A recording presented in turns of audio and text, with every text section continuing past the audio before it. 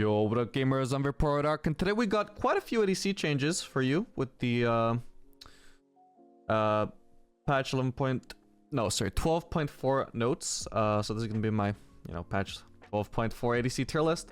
Let's start off by looking at all these ADC changes. So to start off, we're gonna be getting a Zeri nerf. So that's a lot of changes.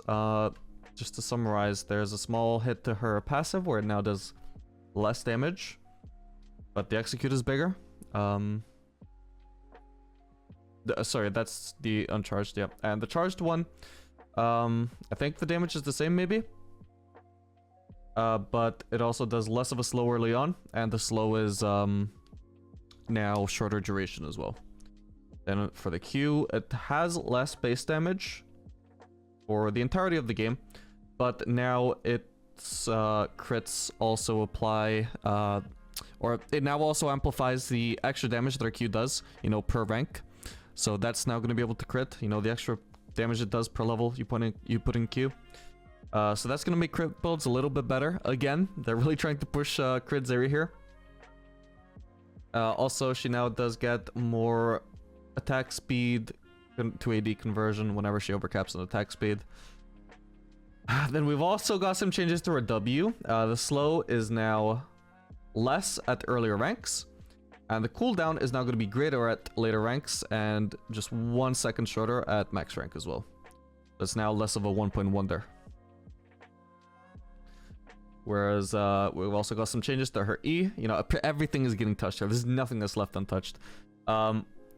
Cooldown is the same at the at earlier ranks, but now has a longer cooldown at later ranks. And not only that, but the cooldown reduction you get per hitting a champion with anything has gone from 1.5 seconds to 1 second.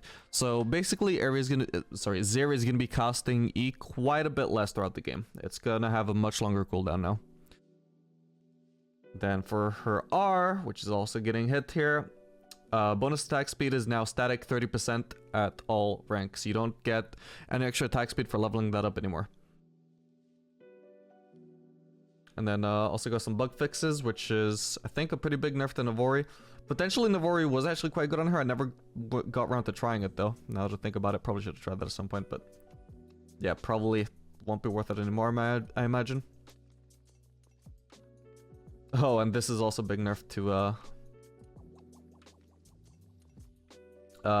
Tear of the Goddess, well, Menemun Zeri. I already tried that. It didn't even feel that good, but I guess it was alright, like better than it should have been, just because of how fast you could stack it.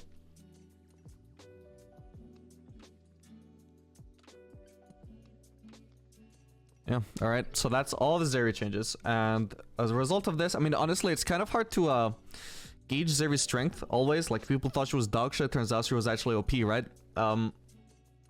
So, I mean, these changes seem pretty big to me, like pretty big nerfs. And so I'm tentatively putting her down from like the top of A tier to top of B tier.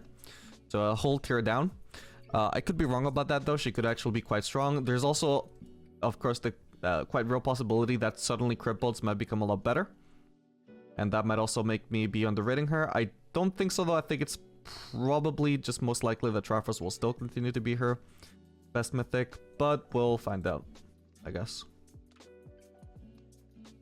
As for other changes, we've got a change to Ashe. So our arrow speed increased. Missile speed now increases plus 200 seconds per second of travel time up to 2100, with the base previously being 1600. So very few situations right now will your R actually hit in less, take longer to hit than before, but in quite a lot of situations it will now hit significantly faster than it used to. So this makes Ashe R a lot more reliable, and because it's such a huge part of the champion, like it didn't change like her damage or anything like that, or her survivability or anything like that, but I do feel like it is a pretty decent buff. And so I think I had her at the top of B tier, and so I moved her to the bottom of A tier. I don't think it's like a massive buff. I don't think it's gonna put her like S tier or like make her one of the most broken ADCs of the patch, but I do think it is enough of a nudge to actually push her to A tier.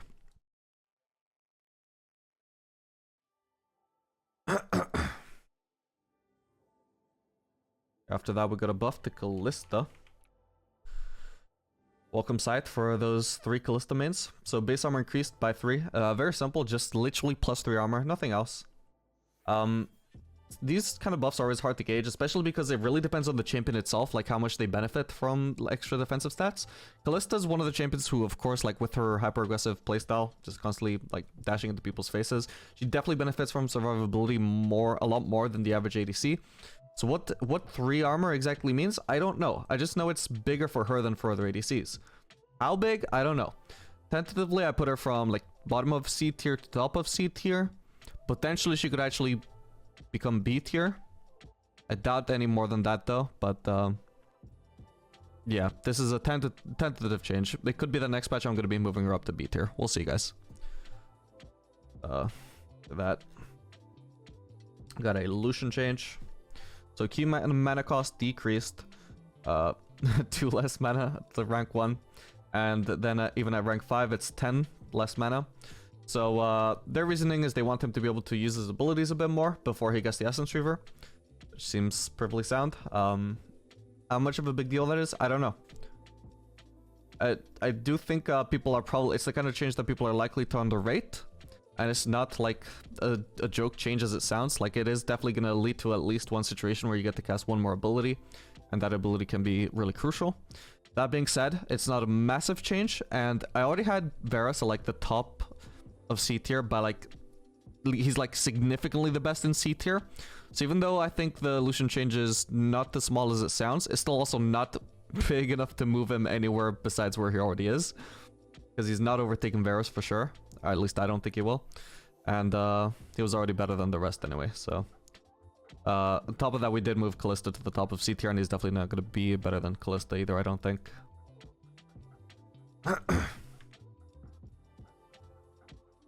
Then after that, we got the Zaya change. Now this one I'm really excited for, because I've been playing a lot of Zaya in my ranked games. So E damage amp based on crit chance increased. So previously it was a 0.5% damage amplifier per 1% critical strike chance. Now it's 0.75% more, so about 25% extra damage per 1% crit. I haven't run the numbers, but it sounds pretty big. Because I feel, yeah, that's gonna add up to quite a bit, I imagine. And her E was already doing quite a bit of damage with crit bolts. So, yeah, I think this is gonna be... Honestly, I already thought that crit Xayah was better than lethality Xayah anyway. Especially with Halo Blades. People have been sleeping that literally for over a year at this point. I can't believe it's still not her most popular rune, because it's definitely her best. And Halo Blades Xayah with crit builds... Absolutely going to be at the very least top of B tier, maybe even A tier. We'll see next patch if I want to reevaluate that. Like I said, I haven't run the numbers exactly, but I do feel like this is going to be a pretty big buff. At the very least, I've moved her from bottom of B tier up to here. But honestly, I feel like we might end up moving her up to A tier next patch. But I just want to wait for the data on that. Don't want to be too hasty here. But yeah, for sure, I already thought she was pretty underrated. I've been running her with the Halo Blades and my rankings, but doing pretty well with her. Hopefully going to be getting Master with her soon, especially after this buff. Hopefully I'll be getting Master with her on my Smurf soon. Yeah, we'll see about that. And I believe that's all the ADC changes we got for this patch. Yeah, aside from that, just slightly worth mentioning, there is a Nami buff, or well, Nami nerf revert from the previous patch, which makes Nami slightly better. Because Lucian is pretty much only ever played with Nami at the moment. You know, that's good news for Lucian. But still, like, one thing that's holding Lucian back from me is just how niche he is. He's only really good with 3 or 4 supports. Just off the top of my head, Nami, Sona, Soraka, and Yumi are his best supports by far, and nothing else comes close. So I think the fact that he's only really playable with like those 3 to 4 supports is pretty unfortunate, and makes him very niche and not something that you should be spamming to climb with. But if you are one of those people that just has a Nami duo and constantly plays him with his best supports, then, you know, at least he'll be maybe like B tier, bottom of A tier, if you're constantly playing him in those optimal situations. Yeah, okay, that's it for all the changes this patch for as far as ADCs are concerned. Aside from that, I don't think I did any other changes. No, I think I moved Senna appropriately. So in the previous patch, she had that change where her missed drop rate when she lost its minions was like massively reduced to almost nothing. It seemed like it was gutting Sun ADC, but my thought process was that she was already like so strong that even with such a significant hit to her ADC, she was actually still going to be okay in the ADC role. And looking at the data for that patch, I was actually right. So about top of B tier is about appropriate for where she is. She's still playable if you like Senna ADC, but it's not going to be as good as Senna support or fasting Senna. But if you're an ADC main and you don't have anybody to play fasting with, or you just don't like fasting, you know, this is still viable, and you know, not even terrible either. It's not C tier. It's definitely a lot better than other ADC picks. And yeah, as usual, we got Vayne and Jinx at the at S tier. Vayne has literally been the best ADC all season. Only overtaken briefly by like Senna at one point and Zeri at one other point. I don't know why they refused to nerf her. She got nerfed once and got another indirect nerf with shield bow as well, but still at the top, and still just weird that she's not being really given a significant nerf, or not being like given more small touches across each patch, considering how long she's been at the top already this season. But yeah, for now, yeah, if you're a Vayne player, it's good news for you. Jinx, likewise, not quite as strong as Vayne, but also definitely very good right now. And for some reason not getting nerfed, even though literally everybody's playing her. And as usual, Twitch and Kog'Maw still quite good on this patch. Twitch ever since his buff, and Kog'Maw I think has just been quite good all season. He seemed to benefit quite a bit from the bounty changes. And yeah, I think the rest should be pretty self-explanatory, or I've explained them in previous patches. So, yeah, I hope you guys enjoyed this video. Make sure to like and subscribe if you want to see more content like this in the future, and I'll see you guys in the next video. Later, gamers.